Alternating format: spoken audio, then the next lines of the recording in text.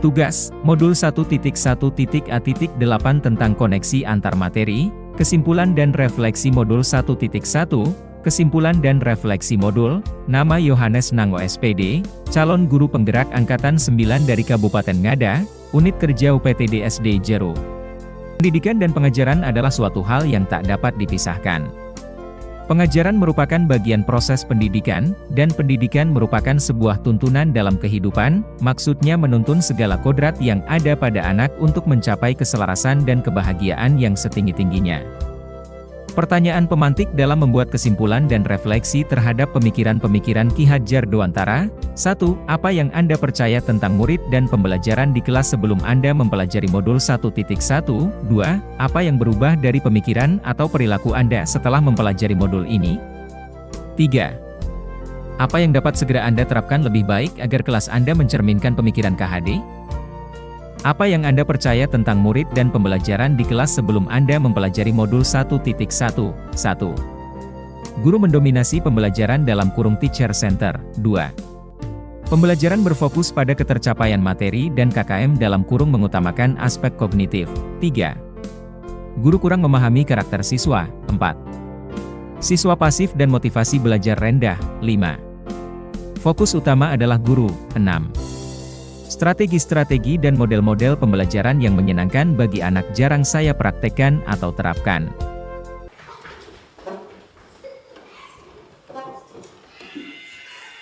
Selamat pagi anak-anak. Selamat pagi, Pak. Manusia ciptaan Tuhan, kita perlu berdoa. Dalam nama Bapa,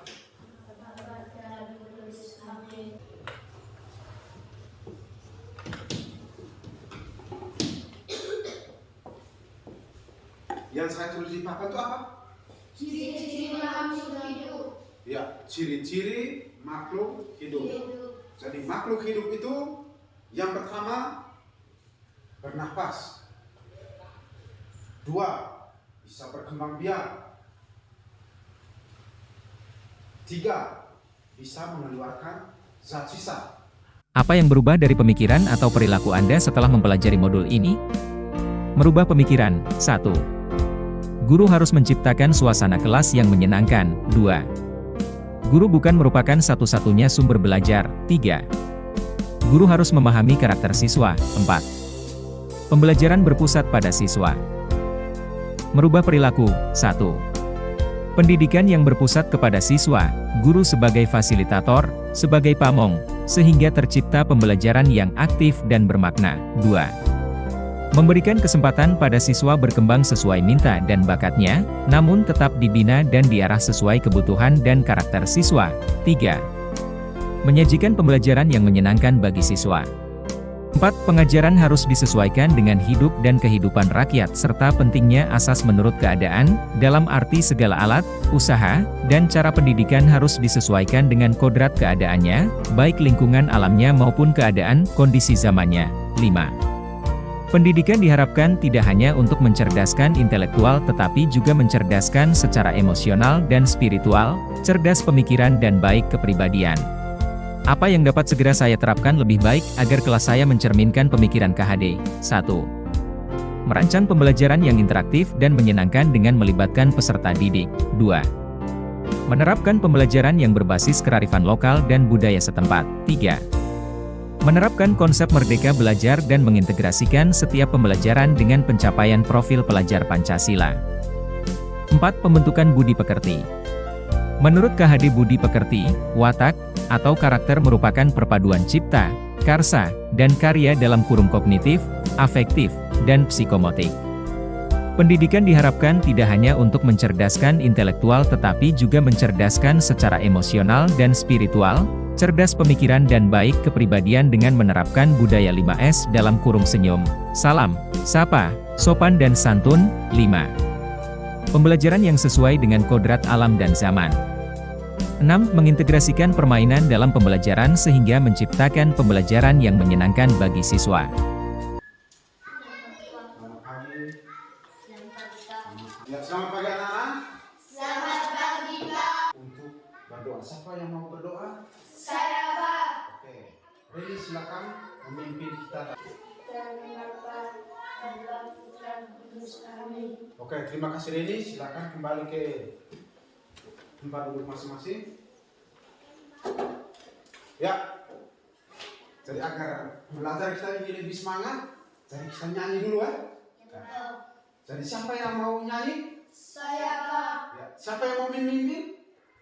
Saya, Oke, Titi silakan. Dengan seluruh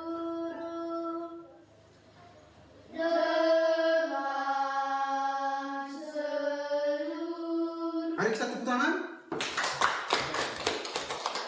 Terima kasih Titin sudah memimpin kita dengan lagu perjuangan ya. Salah satu lagu perjuangan tadi yang sudah dinyanyikan itu bermaksud agar kita bisa mengenang kembali jasa para pahlawan.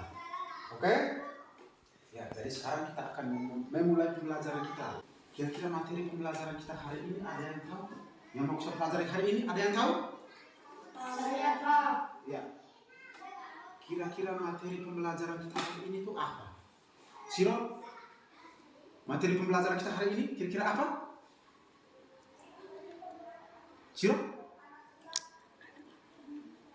Fikri? Bangun datar. Oke. Jadi materi pembelajaran kita ini hari ini adalah bangun Datar. ya. Jadi bangun datar ya. Ya, Pak. Jadi supaya lebih semangat, kita bagi kelompok dua.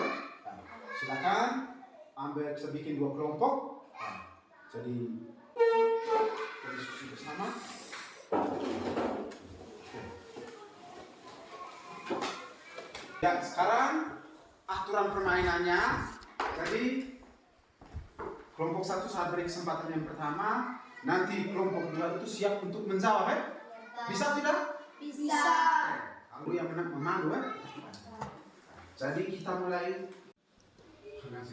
Jadi sebentar sebelum kita bermain bola kita, jadi Pak Guru berikan contoh. Berikan contoh terlebih dahulu. Jadi pembagian kelompok sudah. Jadi sekarang Pak Guru berikan contoh.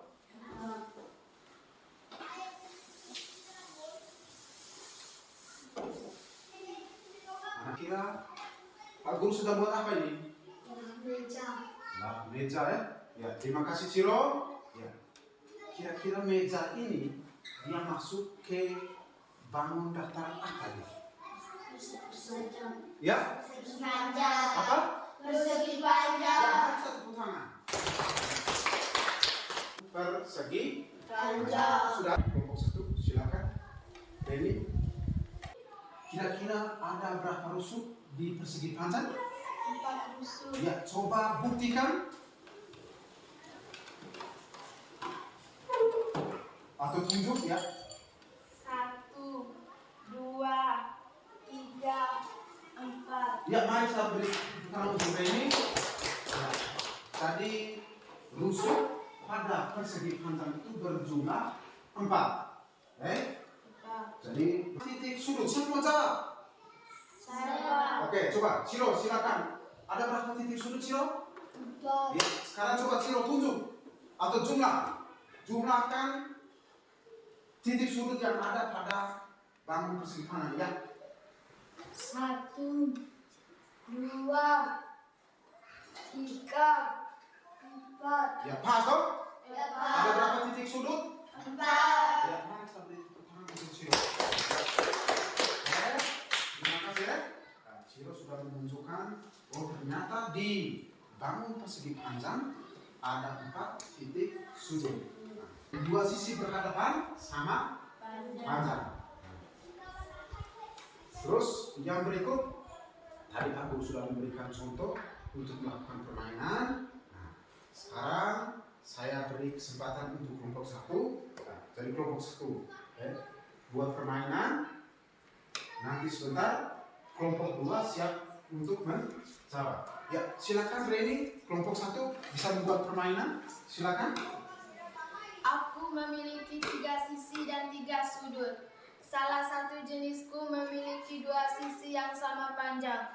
Siapakah aku? Ya, tadi Reni sudah buat permainan. Nah, Saya beri kesempatan untuk kelompok dua. Kira-kira apa? Kira-kira apa itu?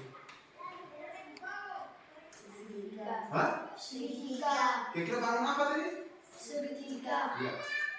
Jadi pas tidak? Pas. Iya. Jadi bangun itu adalah bangun segitiga. Tiga. Tadi sudah kelompok 1 sudah buat permainan. Sekarang beri kegiatan berikut. Saya beri kesempatan untuk kelompok 2 untuk memberikan permainan. Nah, jadi siapa yang mau buat permainan? Siapa? Ya, bisa maju ke depan. Nah, jadi siap kelompok 2, kelompok 1 siap? Siap kelompok 2? Ya.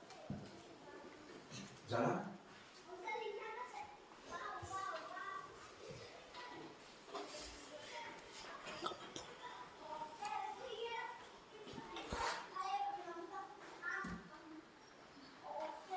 Oke, terima kasih. Berdiri dulu, sekarang berdiri dulu.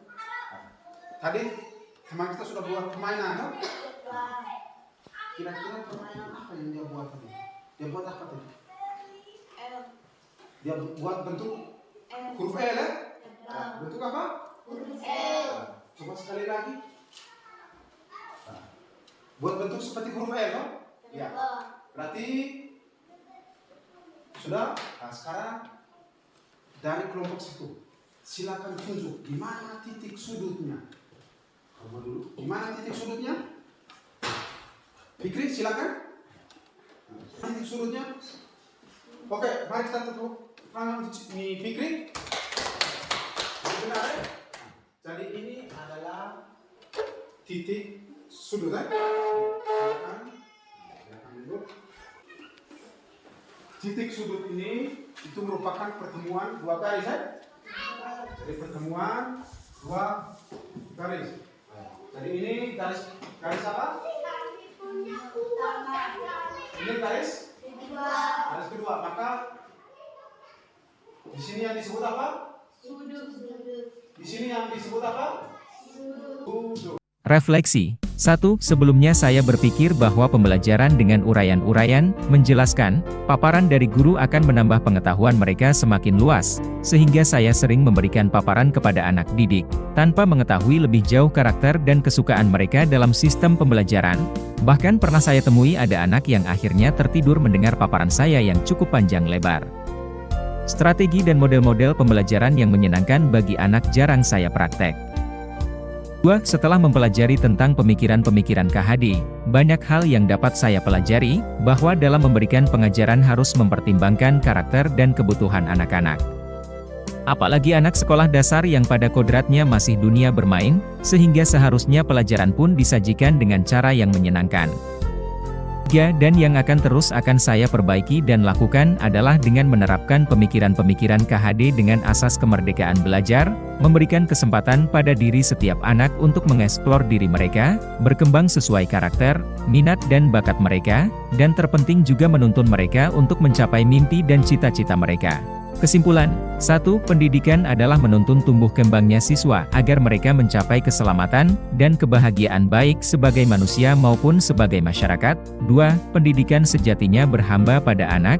3. Pendidikan diharapkan tidak hanya untuk mencerdaskan intelektual tetapi juga mencerdaskan secara emosional dan spiritual. Cerdas pemikiran dan baik kepribadiannya.